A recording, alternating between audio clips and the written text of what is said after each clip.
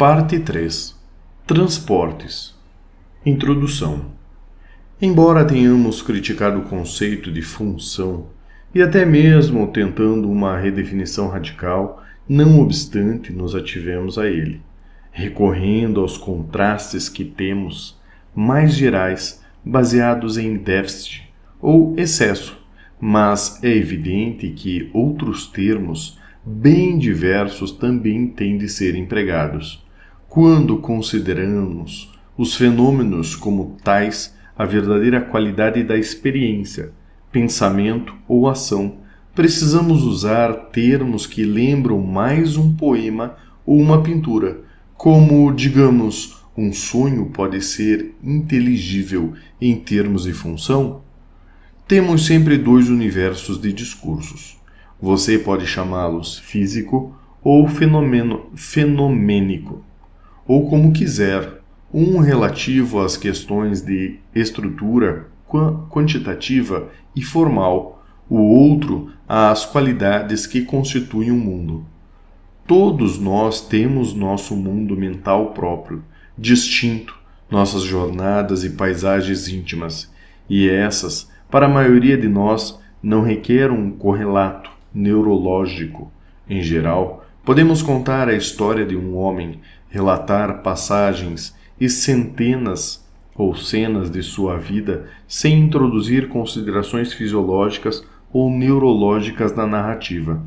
Tais considerações pareciam, no mínimo, supérfluas, pois não manifestadamente absurdas ou insultantes, pois nos consideramos, e com razão, livres, pelo menos determinados pelas considerações humanas e éticas mais complexas, em vez de pelas vicissitudes de nossas funções neurais ou sistema nervoso. Em geral, mas sem pensar, pois às vezes a vida de um homem pode ser atravessada, transformada por um distúrbio orgânico, e isso acontecendo, sua história irá requerer um relato fisiológico ou neurológico. Isso, obviamente, vale para todos os pacientes aqui descritos. Na primeira metade desse livro, descrevemos casos que são, obviamente, patológicos, situações nas quais existe algum excesso ou déficit neurológico gritante. Mais cedo ou mais tarde, torna-se óbvio para esses pacientes ou seus familiares, tanto quanto para seus médicos, que alguma coisa está fisicamente errada. Seu mundo interior, sua índole, pode realmente ser alterados, transformados. Porém, como vai ficar evidentemente, isso é devido a alguma grave ou quase quantitativa alteração da função neural. Nessa terceira seção, a característica apresentada é a reminiscência, a percepção alterada, a imaginação, o sonho. Tais assuntos não são com consequência objeto das atenções de neurologistas e médicos. Esses transportes, muitas vezes, de uma intensidade pungente e combinados a sentimentos e sentidos pessoais, tendem a ser considerados psíquicos, como os sonhos, como uma manifestação, talvez, da atividade inconsciente ou pré-consciente, ou, para os de inclinação mística, de algo espiritual, e não como algo médico, e muito menos neurológico.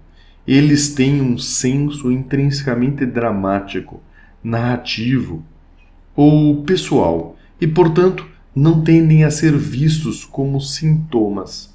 Na natureza dos transportes pode haver uma tendência maior a que sejam relatados confidencialmente a psicanalistas ou confessores, a ser vistos como psicoses ou alardeados como revelações religiosas, em vez de ser levados ao médico, pois nunca nos ocorre, de início, que uma visão possa ser médica, e se houver suspeita ou certeza de uma origem orgânica, pode-se julgar que esta desvaloriza a visão, embora, evidentemente, isso não seja verdade, Valores, atribuições de valor nada têm a ver com a etimologia.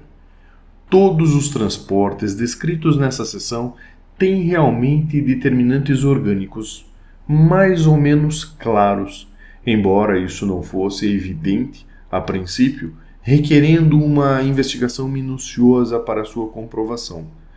Esse fato em nada diminui sua importância psicológica ou espiritual. Se Deus, ou a ordem eterna, revelou-se a Dostoiévski em ataques porque outros distúrbios orgânicos não serviriam de portais para o além ou desconhecido. Em certo sentido, essa seção é um estudo desses portais. O Glenn Jackson, em 1880, empregou o termo geral reminiscência ao descrever esses transportes, portais ou estados oníricos que ocorrem em certas epilepsias.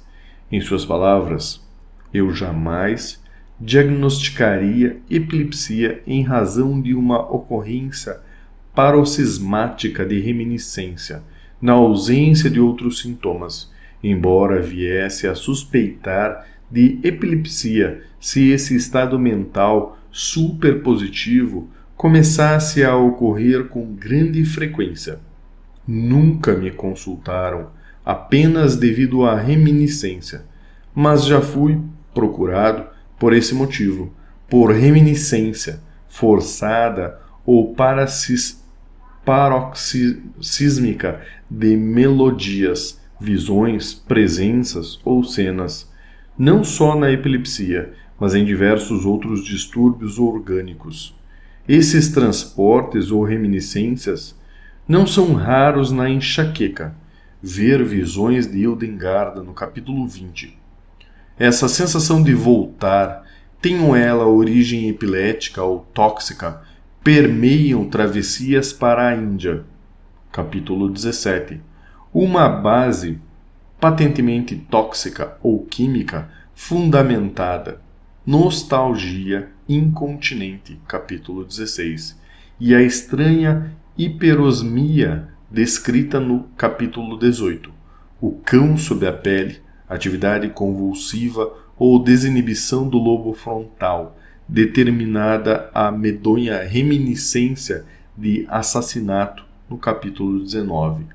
O tema dessa sessão é o poder das imagens mentais e da memória para transportar uma pessoa em sequências de estimulação anormal dos lobos parentais e do sistema límbico do cérebro. Isso pode até mesmo nos ensinar algo sobre a base cerebral em certas visões e sonhos, sobre como o cérebro de Sherrington chamava de tear encantado, pode tecer um tapete mágico para nos transportar.